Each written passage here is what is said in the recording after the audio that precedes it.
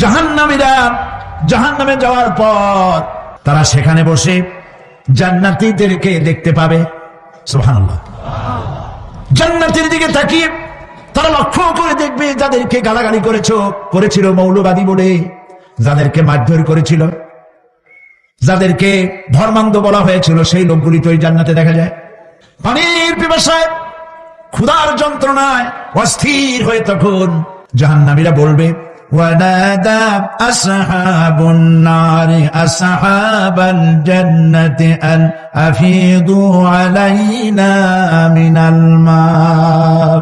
জাহান্নামীরা ডাক দিয়া বলবে, ও জান্নাতি ভাইরা, ক্ষুধায় মরে গেলাম, পিপাসায় মরে গেলাম, তোমরা যে পানি পান করো জান্নাতের ভিতরে, একটু পানি আমাদের দিকে ঢেলে দাও।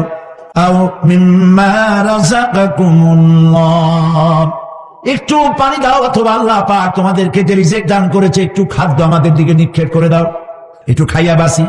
আল্লাহ রাব্বুল আলামিন বলেন, জান্নাতি লোকেরা তখন বলবে, ক্বালু ইন্নাল্লাহা হারামাহুমা আলাল কাফিরিন, কাফিরদের জন্য আল্লাহ রাব্বুল আলামিন জান্নাতের নাজ এবং নিয়ামত, খাদ্য এবং পানীয় সব হারাম করে দিয়েছেন আল্লাহ পাক। বেহেশতি লোকেরা জাহান্নামীদেরকে ডেকে বলবি, ওয়ানাদা আসহাবুল জান্নাতি আসহাবান নারি আন ক্বাদ ওয়াজাদনা মা ওয়াদানা রাব্বুনা হাক্কান। জান্নাতীরা বলবে, ও জাহান্নামী ভাইরা, তোমাদের সাথে আল্লাহ পাক যে ওয়াদা করেছিলেন সেই ওয়াদা তোমরা কি ঠিক মতো পেয়েছো?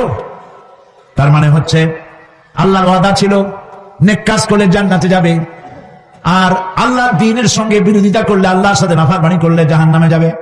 নামাজ আদায় না করলে, জিনা ব্যভিচার করলে, ইসলামের পক্ষে না থেকে বিপক্ষে থেকে শত্রুতা করলে জাহান্নামে যাবে। আল্লাহর এই ওয়াদাগুলি ঠিক মতো পাইছো কিনা? আজ তোমরা জাহান্নামে গিয়েছো। তারা বলবে, হ্যাঁ, আমাদের আল্লাহ পাক যে ওয়াদা করেছিলেন সেই ওয়াদা অনুযায়ী আমরা আজকে বিপদে পড়েছি। আমরা আমল না করার কারণে, উল্টা কাজ করার কারণে আজ আমাদের এই দুরবস্থা হয়েছে।